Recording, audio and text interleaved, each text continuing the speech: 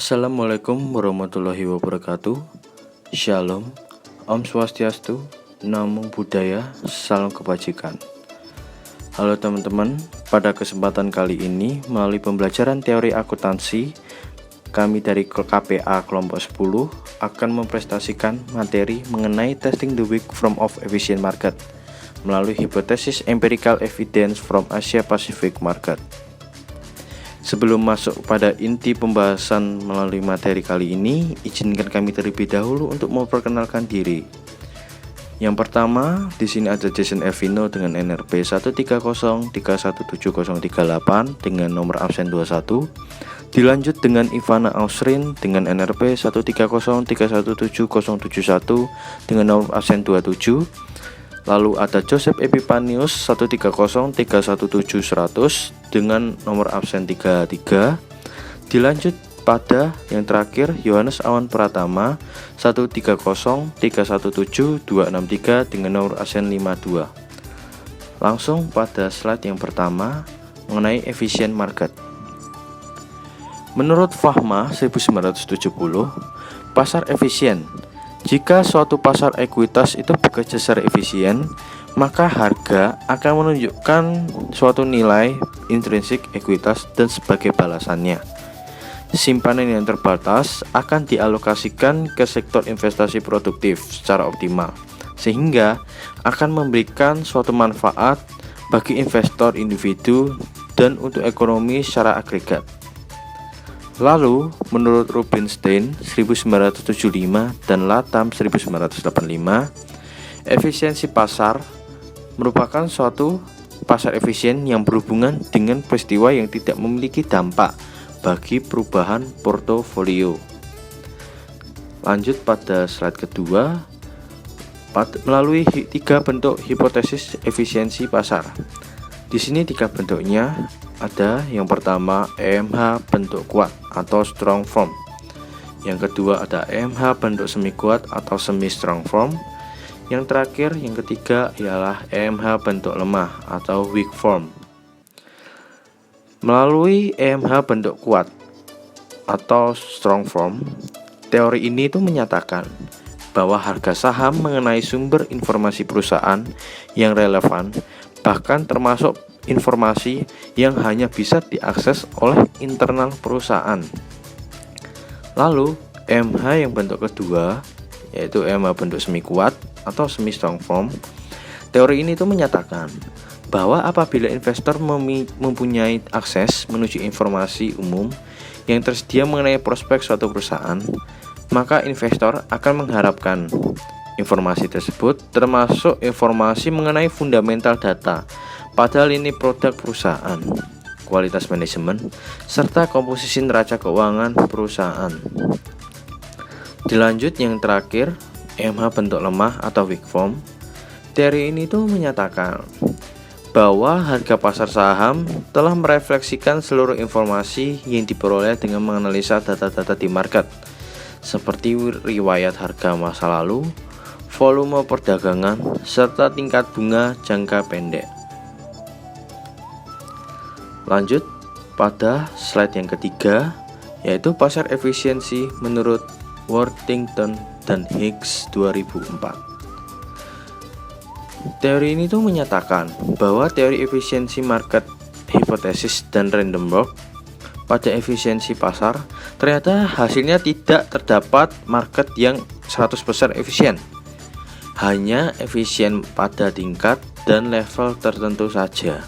Nah, pada pasar yang mengalami penurunan efisiensi pasar tersebut secara substansial, investor yang mempunyai pengetahuan lebih dapat mengungguli investor yang kurang berpengetahuan. Oke, kemudian kelompok kami ingin menjelaskan kasus dari penelitian yang dilakukan oleh Hamid dan kawan-kawan mengenai pergerakan dan efisiensi pasar saham di berbagai negara Asia Pasifik seperti Indonesia, India, Sri Lanka, Thailand, Taiwan, Hong Kong, dan berbagai negara Asia Pasifik lainnya. Dalam penelitian ini, metodologi yang digunakan oleh peneliti yaitu dengan menggunakan statistik deskriptif, statistik korelasi, run test, tes unit root, dan tes rasio variance. Sekarang kita mulai pada metode pertama yang dilakukan oleh peneliti, yaitu statistik deskriptif. Metode ini menunjukkan hasil yang tidak konstan dan cenderung berubah-ubah di beberapa negara. Hal tersebut disebabkan karena terdapat masalah ekonomi di negara itu sendiri. Tingkat pengembalian atau return investasi pada pasar saham dapat menggunakan rumus ini, yaitu return sama dengan learn dikali harga pasar waktu atau tahun tersebut dibagi dengan tahun sebelumnya. Lanjut pada metode yang kedua, yaitu statistik korelasi, yang bertujuan untuk menguji hubungan antar deret waktu nilainya sendiri di kelambatan yang berbeda. Dalam menentukan nilai pasar saham, dapat menggunakan korelasi ini yang dirumuskan sebagai berikut.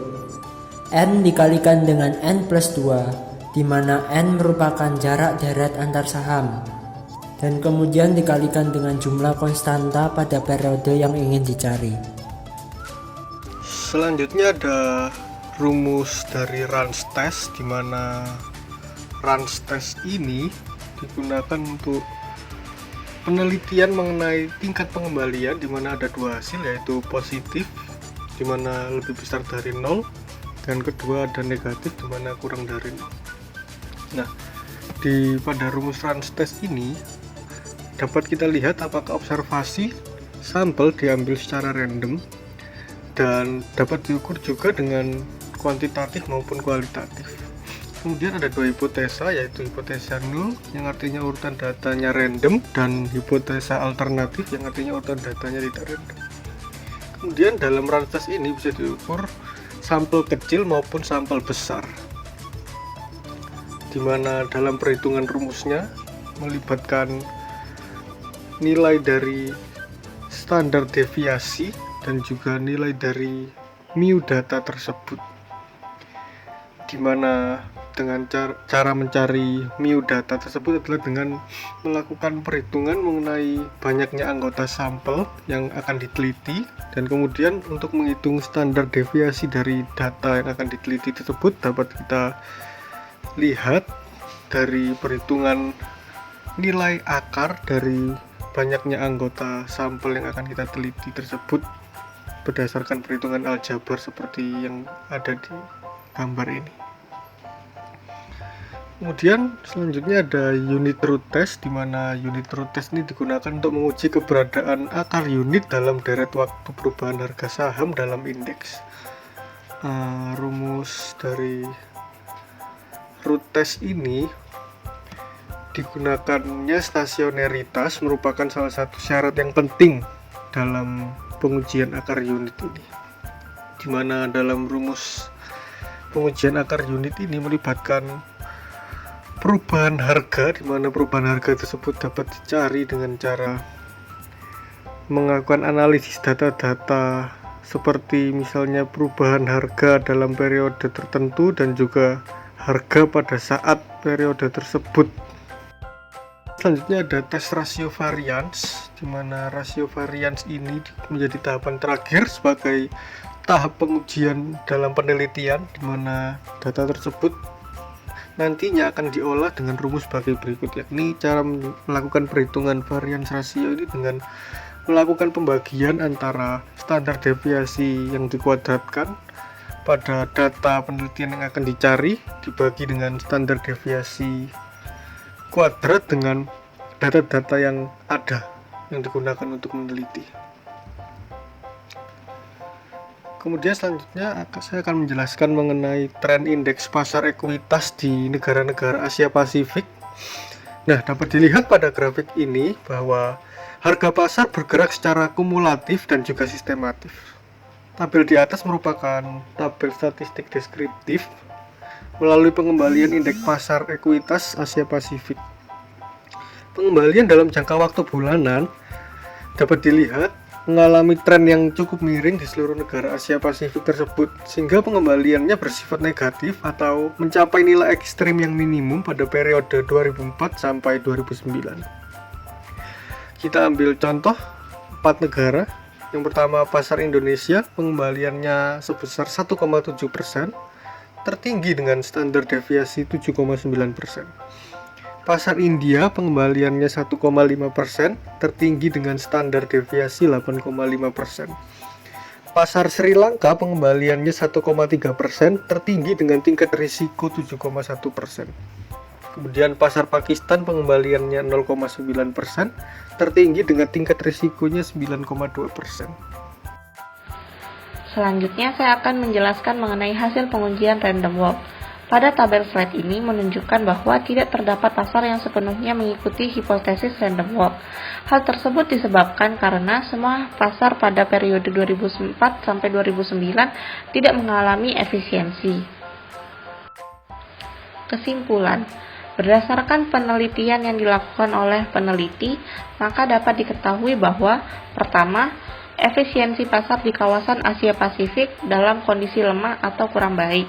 Hal tersebut ditunjukkan melalui grafik yang ada pada beberapa negara di Asia Pasifik sempat mengalami level efisiensi pasar saham pada beberapa titik tertentu di tahun tertentu. Kedua, investor dapat memperoleh aliran arbitrase keuntungan karena inefisiensi pasar milik negara-negara yang berada di kawasan Asia Pasifik. Hal tersebut ditunjukkan melalui hasil penelitian yang dilakukan bahwa tidak terdapat pasar lemah dalam bentuk efisien dan kuat.